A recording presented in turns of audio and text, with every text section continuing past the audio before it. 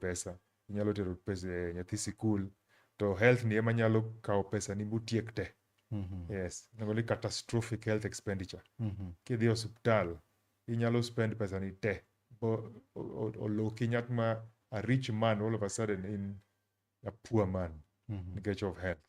Koro health is wealth. Health can build you, to health can also destroy you. Erokamano, waneno ka bende koro ika Profesa Ngirenya Nyong'o koro gikago tamne mar ariyo ni, mano manyiso ni gini 10. Nyiso ni gigni duto te okang' ma bende usekete thieth mar Kisumu County chalo nade? Wasetimo gik mang'eny Kisumu County Department mar Health. Sama professor osekawo sani almost 10 years. Kachako wuoyo, anyalo wuoyo for 1 hour.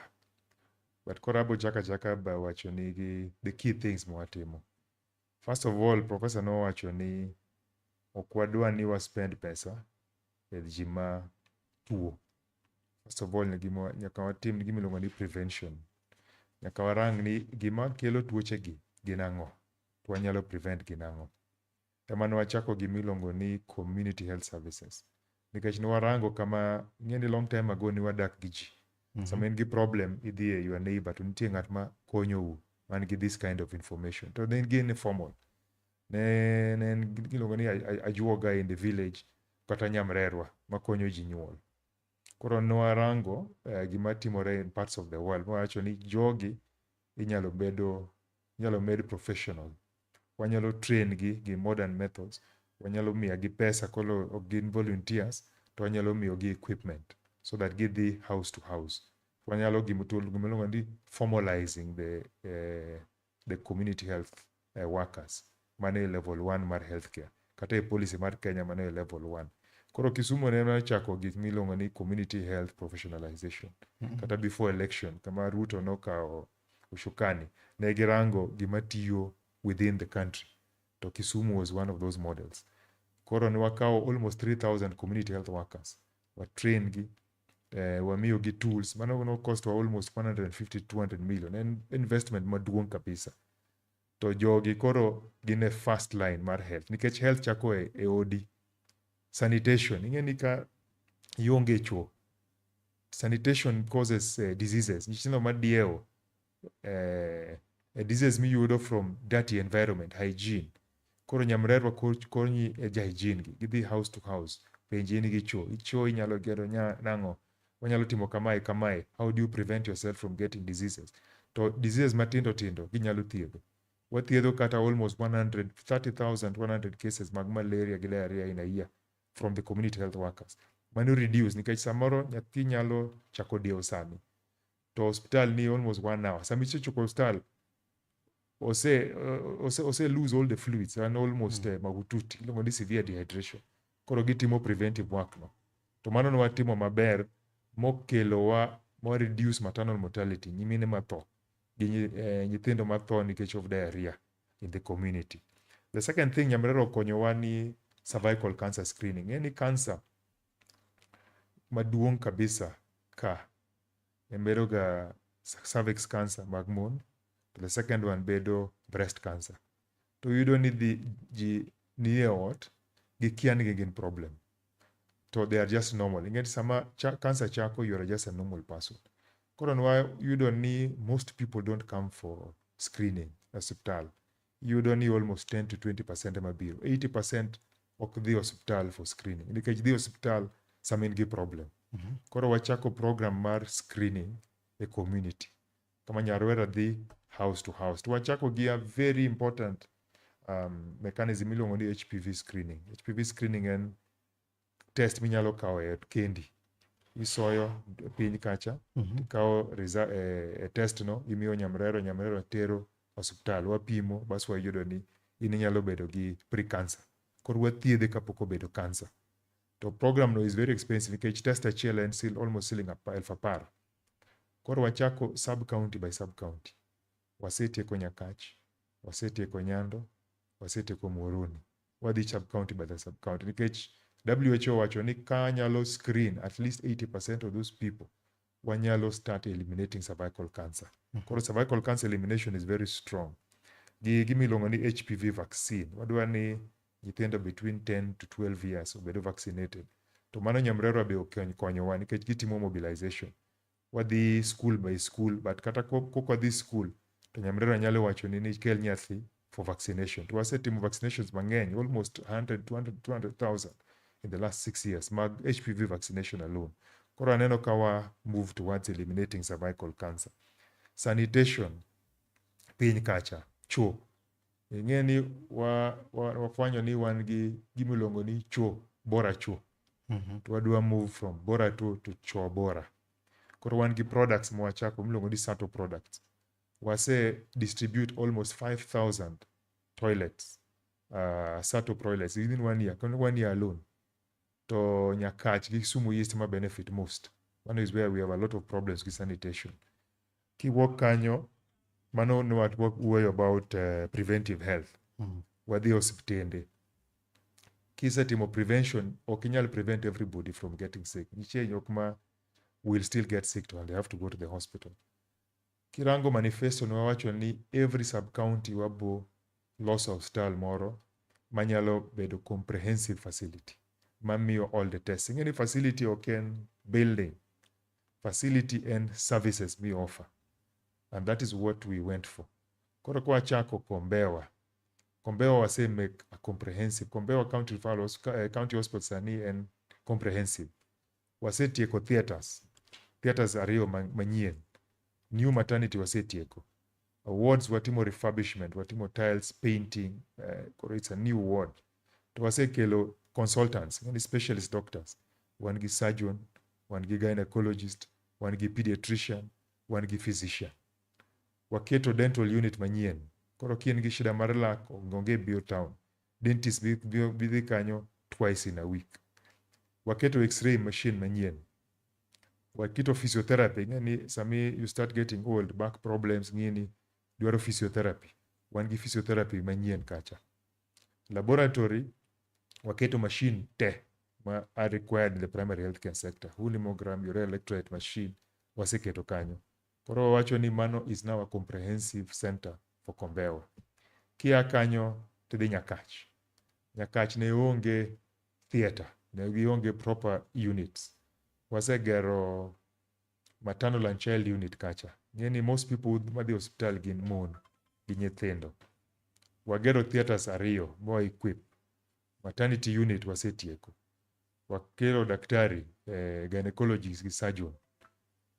Waketo laboratory equipment, nitie x-ray kacha.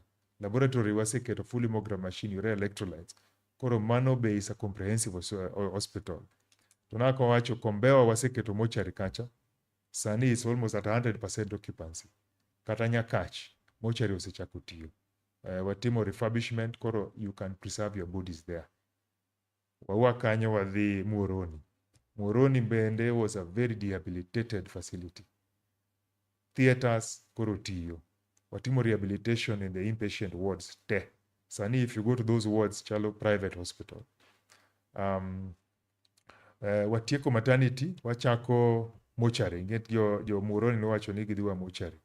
Koro wasetieko phase 1 mar mortuary, phase 2 ema koro wadwa timo this coming financial year. So that by the time next year watieko, gin gi kama inyalo preserve bodies.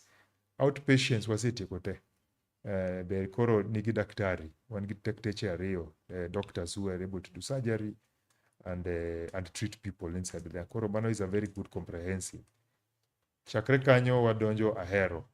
Ahero is a very important facility nikech and along the road. Pod wan gi tich mang'eny mwatimo Ahero, but sani waseketo x-ray machine. Kidhi kacha sani watieko the surgical wards. Nitie wards mano wachako mapok watieko. Sani there is a contractor on site finishing those surgical wards. Waketo theaters ariyo, ne wan gi theater achiel. This year wamedo theater mar ariyo nikech koro workload obedo mang'eny. Wan gi surgeon gi gynecologist, specialist matimo operations kacha. Koro tagi madakteche, medical doctors. Koro in terms of comprehensiveness, Ahero osechopo standard ma ber. Watimo the same thing, Chula Imbo. Chula Imbo pok watieko theater. Theater wasegero, one new equipment, wadwa operationalize it next financial year. Sometimes ingeni wamiyo contractor tich to contractor ok ti. Koro then 1 year goes, okiyudo contractor moro for the next financial year.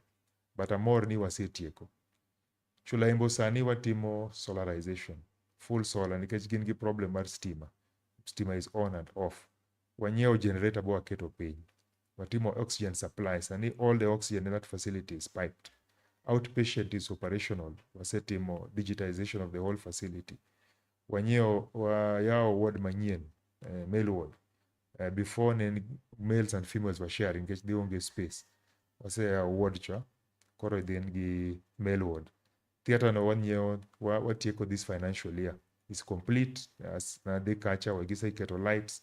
1 year some equipment, modong and anesthetic equipment. Mano equipment is very expensive. We got 4 million shillings. Because no waketo a budget, wakieke by December wadwa timo operations kacha. Geta is also following soon. Gita neno hospital matin kabisa. Koro wasetimo outpatient refurbishment, wayao wards, watieko theater, waseoro daktari kacha. By next financial year wadwa chako theater operations. Koro neno ni wadhi in each and every sub-county. At least by the time watieko, nikech manifesto bedoga 5 years. Manifesto rumo next year, sama professor tieko teach. Then we will have done all the things mawacho ni obotimo. Mawacho ni each sub-county will have a proper facility. Kia kanyo ingeni coordination of services, emergencies. Na wangi ambulances per facility. Koro facility ni ambulance, the other facility onge ambulance. Kidwa tero jatuo, facility ni nyisi ni waonge fuel, driver onge kawuono wamiye leave. Watimo git milongo ni centralization of ambulance services. Wayao the first emergency operation center matiyo. In this country, onge county mora manengi emergency operation center. Kata sani, aparoni emergency operation center marwa is the most advanced. Watimo almost 4,000 referrals every year. Every year one give 4,000 referrals mabedo coordinated from the emergency operation center. Koro ambulances stay mag county gin under this command mar emergency operation center. Koro one gi ambulances in each and every sub-county. So mi luongo ambulance, one gi emergency number, toll free. Okay, chul. Ki goyo number no, to yudo ngato ma assess ni this is an important thing to oro ambulances. And it's a very effective thing. Ma is now being piloted. Another counties koro donjo in that kind of thing. No ayudo ni yedhe rumo. Kata kitimo projections nadi, yedhe bo rumo. To nyaka ibed gi ni supply mechanism. Samo rumo, to what can I do? No achako gimiluongo ni zipline drone services. Samo no adhi Rwanda gi governor waneno gimaber kabisa miluongo ni drone. Makao yath, blood, emergency, yath mar iluongo nango rabies, anti-rabies, flies it everywhere within 15-20 minutes sama it gi problem. Koro wa track jogo ma America, bagi gero zip nitie list mwatimo ni magi almost 38 nyaka hostel this level bedgo. Koro at level 2-3 one gi list magi, level 4 one gi list magi. Koro magi ema wa make sure ni all these medicines are there. To nitie gimana neno India oketo lists mag yedhe gi in one place so that kibiro okinyal wacho ni aonge yedhe. You see medicine mondik ni is it part of this list? To nitie kind of records. Samedi hospital daktari riko notes ni computer. Koro onge ni notes or le file mari olal onge lal ene computer. So sani wasetimo almost 100 facilities. Odong 42 facilities. To facilities modong small facilities nikech mara onge internet bundles ok ti kanyo mag shida mag Safaricom and all that kind of thing. But one give equipment for full digitization of the facilities. So when digitization, you can just miyoji tablets ki record. Wadwa ni sami walk hospital ni, tidhi hospital moro, notes magi nitie. Inyalo bedo transferred to daktari ma neni in the new facility. Yudo ni, nise nenika, nose nenika. So that he bed gi good profiles. I mean, samoro, daktari kia ni isetiyo gi yathno. Nikech he's asking you, ni tiyo gi yathni. Esa apo katiyo. Koro onwoyo gimano so tem, to is not working. Koro ing'eno wasetimo gik mang'eny, kata I've just talked of a few key things mwasetimo within the last 2 years. Erokamano kusetimo kacha migepe mang'eny kabisa kendo neno ni ubero kanyo sekta no mar thieth. Gino bende daher mar penji en ni to bende japiny access services mag health gi e yono makare. Ing'e ni kata wan gi gimiluongo ni Marwa Social Health Insurance Scheme. Nowacho ni nyaka everyone in the county bed gi social insurance. Social insurance en insurance ma konyi sama idhi osuptal for primary health care. Ing'e ni ok wanyal miyi 100% care. Health is extremely expensive. So nyaka wachak gi what are the things ma nyaka assess. To SHA okonyowa mang'eny nikech kirango manifesto mar governor nowacho ni bang' 5 years in this second term nyaka 70% of the people in Kisumu yud social health insurance. To nwadwa chulo through Marwa Social Health Insurance Scheme. Marwa en scheme ma governor nochako to assist the people. To gima ber motimle ni SHA obiro gi gimiluongo ni Primary Health Care Fund, which is free. Koro sani wan gi almost 67% sorry, of people in Kisumu mosedonjo e Primary Health Care Fund. Primary Health Care Fund ema konyi gi malaria, dieo, and those primary health care diseases. Mano is very important. Koro kirango numbers is almost 700,000 people who are already registered. Koro mano wasegoyo tick. The second thing in secondary health services. Sama in gi fracture, sama in gi disease madwaro operation. Koro mano is a second fund ma nyaka ichul, you must be a premium payer. Ni ineno ni wan gi almost 90,000 people in Kisumu ma are employed, ma yudo their scheme directly nikech the employer. But we have almost 250,000 who are adults to ok gichul. Only 44,000 are paying out of these 250,000 people. Gacheni almost 210 are not paying. Koro how do we encourage these people to pay for the insurance? To those ma are not able to afford, how do we help them to be able to bridge that gap? Koro once you have insurance to the hospital more. Kata ki pretty private, you should be able to walk into any facility ma has a contract with SHA. To sani, most of our facilities need contract mag SHA. Almost 110 out of 150. Kien gi SHA, ti wuotho kanyo, ti thiedhi gi SHA no. To kata those facilities ma onge SHA, wathiedho gi nono, at least in level 2 and 3. Nikech pod gin jo Kisumu. So even if you have no insurance in those 40 facilities, ti dhi e level 2 and level 3, iyudo free services. Ase wuotho hospital mang'eny, hospital gi nigi yedhe mane list, which is supposed to be there. To ji ariyo ni nyalo go kabisa. Nikech ng'ama oyudo thieth, wuok ok owuok. Odhi adhiya dala en osetieko. These two who don't get medicine are the ones who will complain most. Ni onge yath. Nikech watimoga tinde digitization konyowa maber nikech inyalo neno stock level pa each and every facility. Ang'e ni nitie facilities ma pod gin gi problems. Nikech gionge social health insurance, wa support gi, but you cannot get enough support nikech the amount of money required is high. To gain very few. Okay, in majority. There are around 20-30 facilities. Can gain level 1 or level 2. Ginyeo, gionge bank account, still a new facility and all that kind of thing. Erokamano maduong' ahinya kuom gajwang' bed mana kete chunyo nagi TV ka penjo na mar adek bende ni no ka riwruoge mag jopuonje bende koro nyocha kana ywak ni staffs magi ok bed treated maber ni SHA ok tinegi.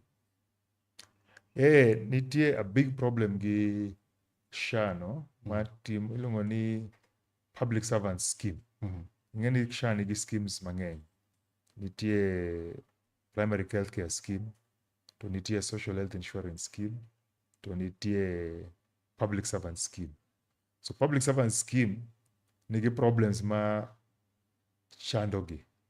One, SHA dwaro ni sama ing'eni nyakichul twice, ichulo the normal fee for the social health insurance, to nitie the fee for the ilongo ni the public servant scheme. Sama employer mari poko chulo fee mar mokwongo, you cannot access the second fee.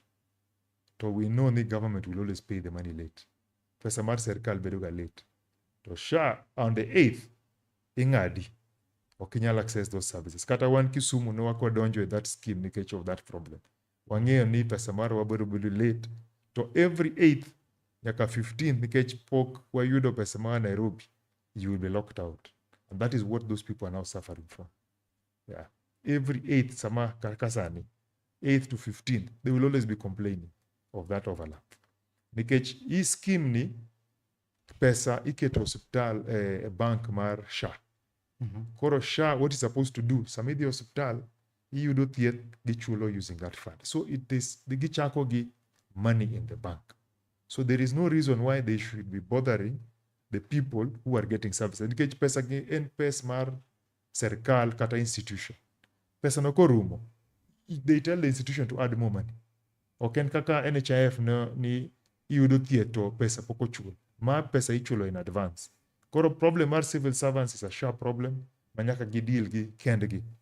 It is not a problem of county governments or any other governments. SHA must look at how they deal with the public servant scheme.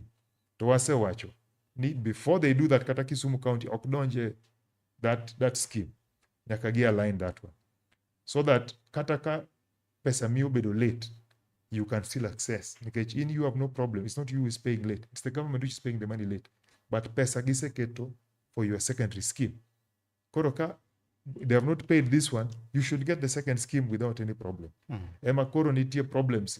Teachers are already complaining. Sani police osedonjo, they will still complain until gicha obedo solved. Let people access the services because you have the money.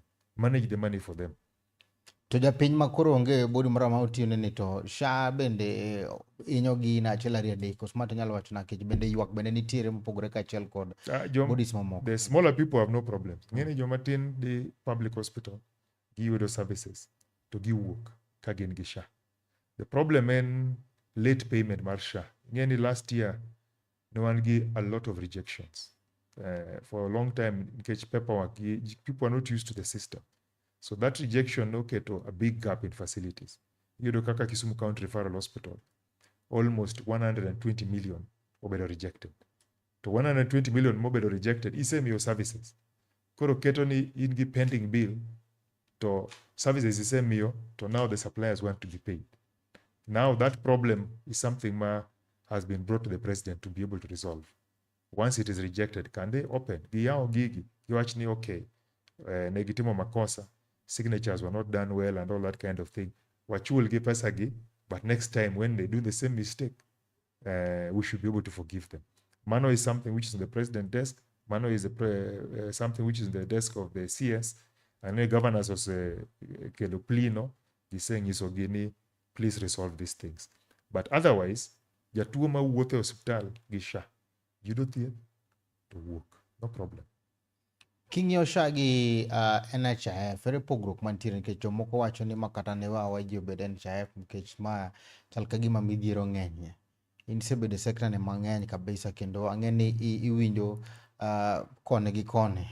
Ineno ka pogruok mantiere ka chal nade. Bin ni NHIF cha nitero oganda maber kabisa molo SHA.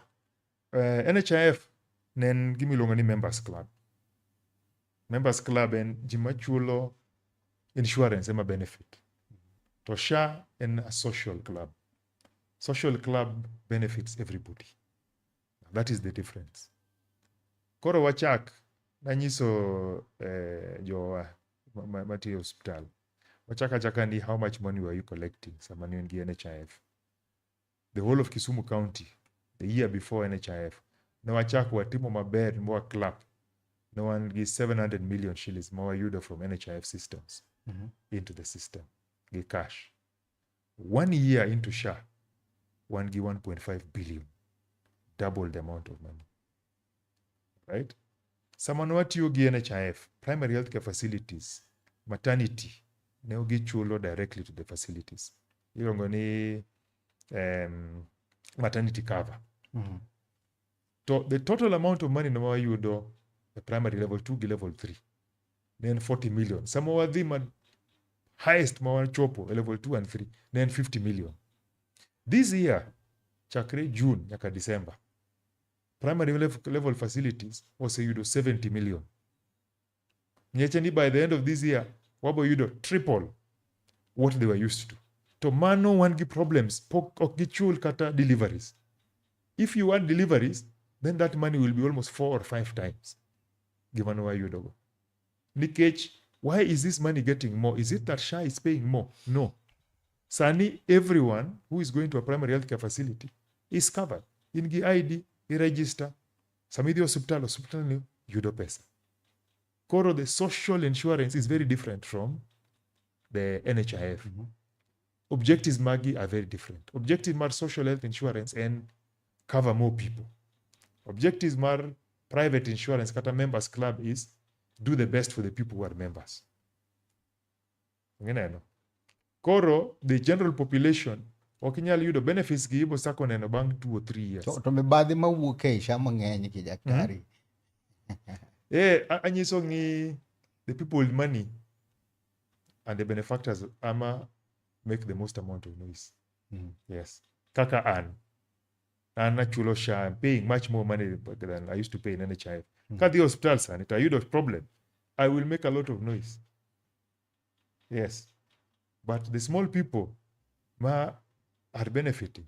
Sani SHA, iudo fracture sani, ichulo SHA sani, tidonjo hospital sani, tiyudo thieth kawuono. Samano wan gi NHIF, in gi fracture sani, ichulo kawuono, benefits chako bang 3 months. Okinyal yudo benefits sani. Mate chulo kawuono tiyudo thieth kawuono. Yudo thieth kawuono. Immediate. Now, mano keto problem nikech ji mang'eny koro ok chul. Giyudo sama gin gi problem ma gichulo. So, in idonjo ichulo 3,000 SHA kawuono, titumo ni operation mar 300,000. And many people are doing that. Koro, the demand for that money is very high. Koro, unless everybody pays, ngeni sani jima chulo are very few. Only 20% are paying. When we reach 70% are paying, the amount of money will be enough for everybody. To sani jima chulo mainly are people who are sick. Ichulo 3,000, you do 100,000 benefit. Ichulo 5,000, you do 50,000. Give me chudo to what we receive is much more. To insurance, everyone pays. 100 people who are paying. To GRA ema bedo sick. So you pay for those ones who are not sick. Yes, everybody contributes so that we are all covered. That is a social. Erokamano daktari makimana gi kang Dr. Ganda mabendo wanagodo kande jikora mgajwang wechego mag thieth chutho to mamulo Kisumu County wacho ni ma en tok mabendo wakelo kande jara machuni na gitiv ponono ni kacha gi penjo mora mora kata mana dwaro ng'eyo gino mabende osebedo katimore kata kelo ng'ekni thieth Kisumu County kamora mora mitenjo jikora mgajwang Kisumu kod aluora mare kata gino mabende digo mkono wanito hospital machiegni kodi kanyo to chalo nade make mana gi kanyo wadhi e yuyo matin kata wechego mago wala kang waduogo to wadhi chako kachiel kod somo ote magi waduogo bang' sama chuok. Ma en duond onagi.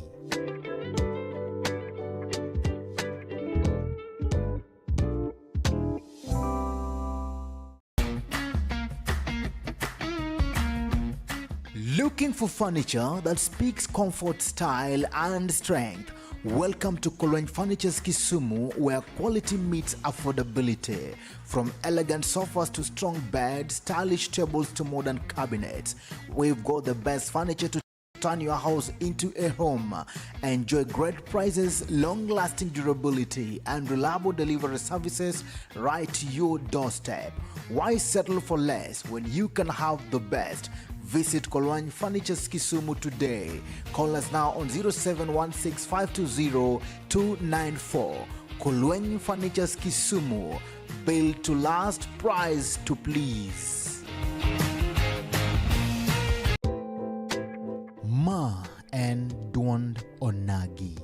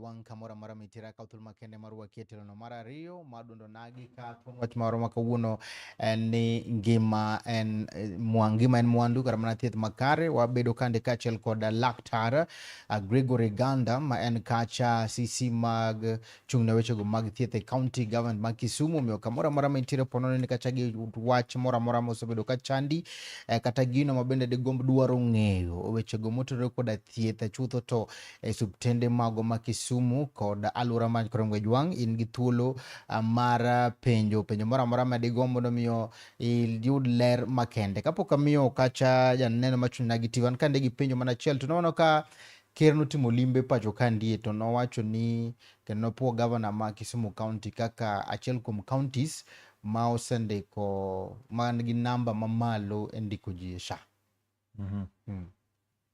Mano adier, nasewacho ni sani wan county number 8 the whole country ndiko ji e SHA. Nikech Mombasa gi Nairobi are the highest. One number 8. Actually, what I almost number 6, 7, 8 were very, very, very, very small numbers. Koro one at 70% registration mar SHA. Ma bende miyo uyudo pesa ma bende the national government miyo we gimoro mabalang'. Koro ing'eni sami register wan gi 763,000 people obedo registered. To each person mi register kelo 1,200 shillings into the economy. Each person we register every year to the primary healthcare fund. Koro the higher the number, the more the amount of money minyalo yudo the primary healthcare. Ema wasayo ji. One of the problems wan gi ni ji onge ID. Yeah, but once they get ID, registration and SHA is free. To konyo ji ID pod en shida kuom jomoko. Wan gi joma ng'eny ma onge ID. Nitie nyimine madwa nyuol to gionge ID, gitiyo gi ID mag mamagi. And now that is not being allowed anymore. Yeah. Erokamano. Wano ka bende osuptal ma Russia osetere level 6. Ber mane ma waneno kaka Kisumu County? Mano, Russia was one of the biggest achievements mag governor. Jipenja gani wasetimo ng'ano. To ng'eni Russia ema nowaketo almost 10 billion shillings investment over the last 7 years. Nikech nowachulo salaries mag Russia almost 900 million shillings every year. Salaries alone. To investments watimo Russia waketo pesa mag county almost 500 million shillings. Ma is the only county mose succeed golo hospital from level 5 to level 6 bobedo national hospital.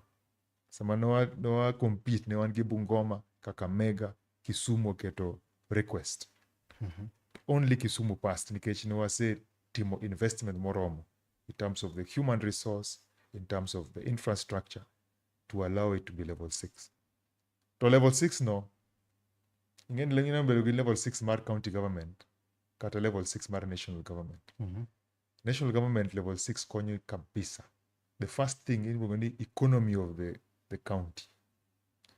Ing'eni kirango Eldoret yudo 10 billion shillings mar county government. To Moi Referral Hospital yudo 10 billion shillings.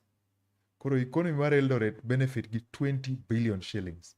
Nikech of county government gi national government.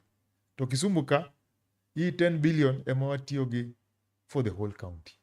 Koro sani, Russia for the first year, pod gin gi transition, pok wachako file. But during transition, the first year, omigi budget mar 3 billion. Koro 3 billion shillings extra odonjo economy mar Kisumu. 3 billion to employ more people. 3 billion. Ma en gima pok odonjo. En gima pok odonjo. Odonjo. Don koro salaries mag Russia ok wachul. Mano ichulo go. Why save 800 million shillings from salaries?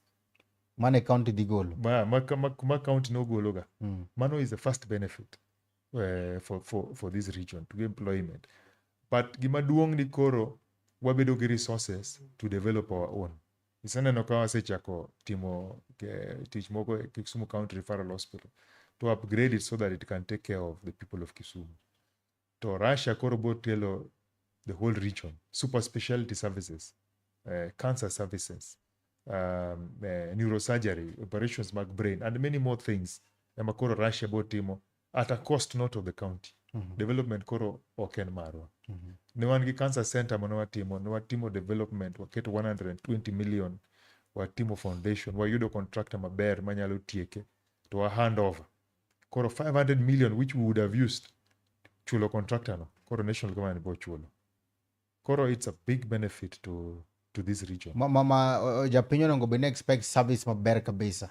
Yes. Maonge yes, bang 1-2 years ngeni sani ema gisetieko formation of the board gi transition. So the board now is fully in place. Nikech naneno 2 weeks ago ema Duale oketo the final board members. Ne gitimo transition committee, gitimo asset inventory, gitimo human resource and all those kind of things to a parastatal. Ema koro gisetieko gi hand over report to the cabinet secretary, to cabinet secretary appoint full board. Now we will start filling it. Kwa next year wadwa neno ka ginyalo yudo kata 4-5 billion shillings. Then it will impact mar Jaramogi in this region. Because Gibo employed, that's the first thing. They'll employ almost 500 people straight away. Tomano is job opportunities. Jomo bedo employed, dwaro ot, gichiemo, money to the economy. Samagitimo procurement, water, all those things, money to the economy. To services level, dimalo. Because once you have human resource and the most important thing. Kin gi daktari, gi nurse, gi equipment, and they are well financed, ginyalo offer those services. Koro it will benefit not only Kisumu but the whole region ka. Erokamano we adhiane koro pach japiny wang'ini to giwacho nang'o kandi, wan kandi kaachiel kod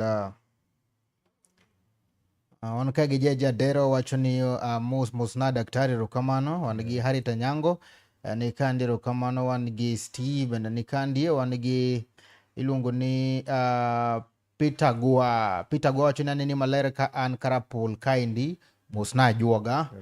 Erokamano. Wan gi Otale Press wacho ni mano wuod kolwa aluso matiyo maber, sirikal mar nyong'o wayie kode ahinya. Erokamano. Wan gi Tobias Owito wacho ni daktari oromo bedo mjumbe ma Kisumu East. wacho erokamano. But ano kan jasiasa, an iluongo ni techno-politician. Ok idhi kawo Kisumu East? Ok adhi. Politics is not one politicians, one techno-politicians. What you between politicians gi technical people? Gi technical people. Ma in lek mar bedo mjumbe ionge go? Mano ok adhi timo. Mano werigo adwi nyangi those kind of people. Gipambana gi politics. Erokamano maber kabisa. Ka wadhi bende maber kabisa, waneno ka bende koro utieko. Gino ma bende samoro nyalo wacho ni kimire tamalo apar nyalo miyo riwo atamalo maromo adi. Percentage maromo adi. Tan kanyo okang' ma usego e thieth. Manifesto, no wabed gi governor just last month. Wase cover 80% of the manifesto.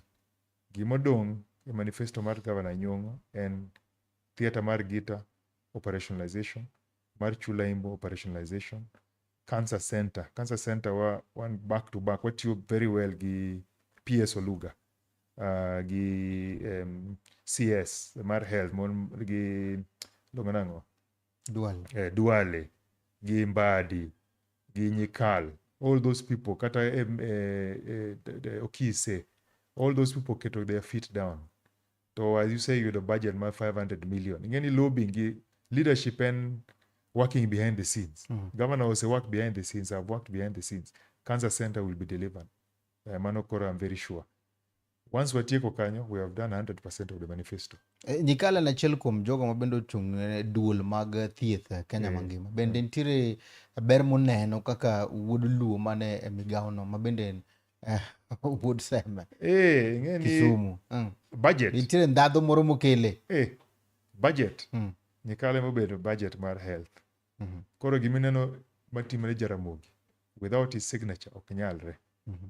Koro nyaka PS oket the letter, Mbadi o approve, to gone Nyikala mobedo tick. So he has done a lot of work. En gi mjumbe marwa maka. Kilango the Kisumu Central MP. Oron. Yes, Oron gi Nyikal are very helpful to us.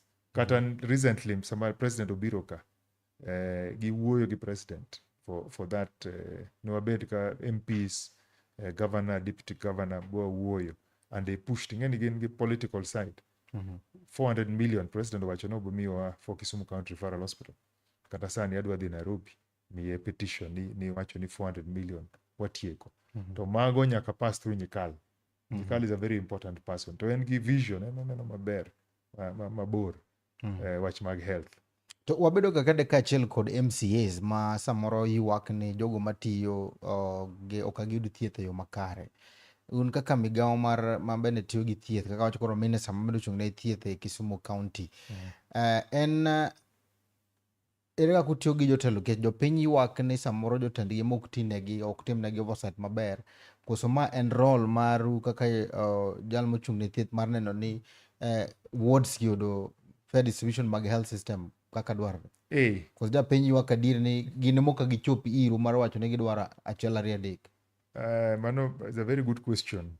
MCAs watiyogo maber kabisa. Around 5 years ago, sama nwachako this second term, nwabedo gi retreat. Abedo gi retreat mar Department of Health to MCAs. Every sub-county by sub-county. Wabedo 3 days. Wawuoyo ni what do we want to achieve in each of these wards. To anyalo wacho ni each and every ward an gi project ma wasetieko. Nikech pesa tin. Ka budget mar health mar development bedo ga around 120 million. To nyakipet pesa e swende madongo nikech gikawo pesa mang'eny. To dong almost 50 million for the wards. Koro ward yudo 1-2 million the shillings. But wanyalo siemo each and every ward gima watimo. Each and every ward. Onge ward ma poko feel the impact of the health investment. The only problem ni each village wants something. Each village wants something. Each village. Everyone. One dispensary car. We can't reach everywhere. But at least one, no actually each, at least every ward, wabo refurbish, bawa tiek, bawa rehabilitate at least one facility. So we have almost 12 wards more tieko new facilities which are to be operationalized. The rest of them were refurbish one facility which is now operating at a very high level. So apart from one per ward, nitie wards mawase timo kata much more than that.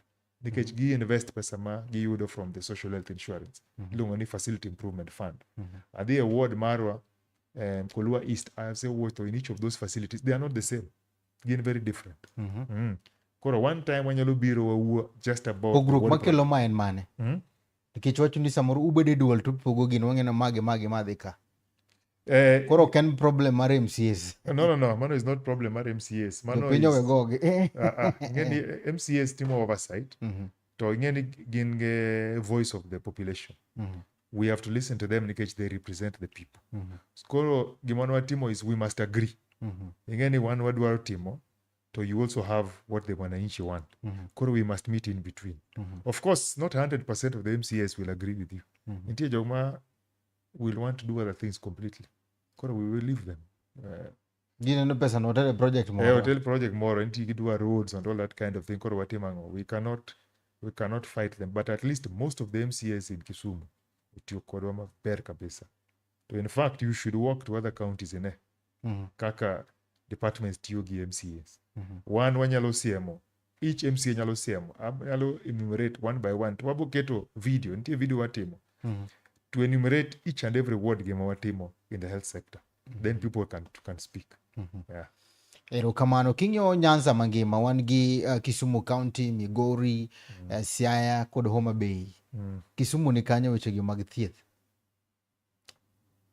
Okadwa compare Kisumu gi Siaya gi Homa Bay because those were all our people. And actually we are all coming from Nyanza. We are all in a journey. How do I improve the health sector? To what you call gi? They are our friends. We are not competing. One a path towards complementing each other, helping each other to grow. Koro ase wuotho Migori, aneno gima gitimo. Ase wuotho Homa Bay, I know what they are doing. Ase wuotho Siaya, I know what they are doing. But we are on very different tracks. One give problems which are very different. Again, one city. Kisumu had to invest a lot of money in Jaramogi at level 6. Siaya, Homa Bay did not have to invest that kind of money. So they are very different problems and they are doing very different things. But in terms of health in Kenya, Kisumu is way ahead. Kisumu is way ahead. In terms of the technical, in terms of the processes, in terms of Kamawachichopo, we are way ahead in this country. I mean, every time I'm being called to give a speech, talk to us, and in London, and the US, India, nikech gimwatimo Kisumu ka. Nyisnaja piny Kenya nito king'iyo piny Kenya wagi pinje moko mag Afrika kandi e pogruok moro mantiere kata ng'o bende samoro gombo mondo omiyo malombo wuok kana muda mondo kel pecho kande mondo konyo oganda. There's a lot of things outside here. Mano dwaro a whole ingeni primary health care system mar Kisumu agolo mainly from India gi Rwanda. India gi Rwanda, yes. So gitimo maber. Yes, Rwanda utimo maber with community health, gi zipline drone. India is doing very well in maternal health. Samana dhi India, wadhi gi governor, wadhi nyaka the villages, waneno kaka gitimo, wakao notes. Ingeni, iluongo ni a fool learns from his own mistakes. An intelligent person learns from other people. Idhi kama just will succeed. Tineno kama kako timo, to you contextualize this to your place. Yeah. Sani be watiyo gi Netherlands very well. One program Kisumu is Sanima for maternal health, which we are doing with the Dutch. Noa Oroji, Netherlands, the Nenokaka Gitimo digitization. Koro digitization Mwatimo Kisumu is very different from any part of this country. Some wabo launch maybe in the next 1 or 2 months. My is not the same. Okay, na tablet collecting information. Any information makonyi detect problems mama. Sania now timo evaluation gi my doctors. Nitie mama moro mo had a problem to get detect on time. Tanyiso gi computer nyiso gi the day before ni mani gi problem. So changing people to digitize, any computer is a very intelligent thing. Nyalo kata loi. Koro okonyi, it is part of you. Yes. The things we are doing here, you will know them bang 2 years. You're going to need digital transformation. One dwaro bedo a digital techno city. Yeah. Nitiere gwanda moro ma bende samoro paro negi iwak nitiere ni owegi oko mago jogo ma odag koda ng'ol PWDs kaachiel koda nyithindo. Moda koda ng'ol. Onge sama nwadhi South Korea. Nwadhi wadhi gi governor gi first lady to one of the foundations there. Ilongo ni Miral Foundation. Ma deals with children with disabilities. So in the whole of Africa, Miral Foundation no biro Kisumu because of the policies which we have to deal with people with disabilities.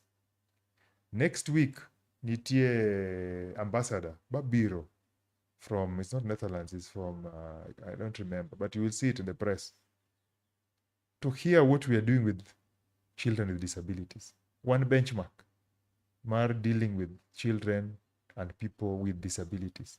To achako gi children. Wasetimo a lot of work in Nyando, or in health facilities, gi primary schools. Okay? Watimo assessment, watimo wangi a lot of TINADA, a lot of organizations matimo assessments gi children with disabilities.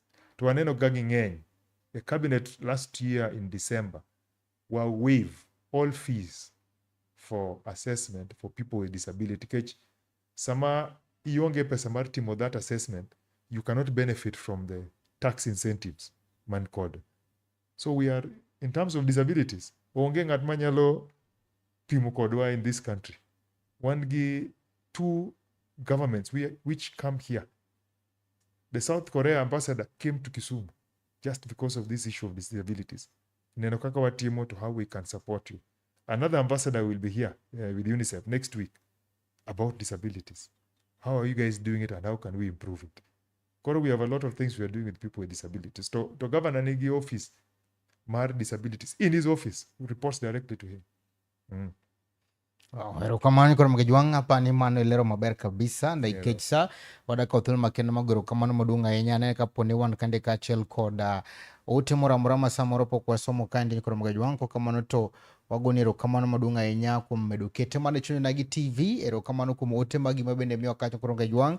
Erokamano kuom kawo thuolo mari makende mar share pages magwa. Pod wakwayi mondo mi luwa Facebook page mar chuny Nagi TV, TikTok chuny Nagi TV kata subscribe YouTube channel marwa mar chuny Onagi TV. Erokamano ne Medusa mar chenro ni Nelson Mandela Okore ma wuod ofunyo Jerusalem luongo ni dala maler. Kapok watieko to ami thuolo ni makende mondo mi nyiswa wachni mogik ne jo Kisumu County kod gima ber ma samoro bende nyalo liekonwa ma ne wakia.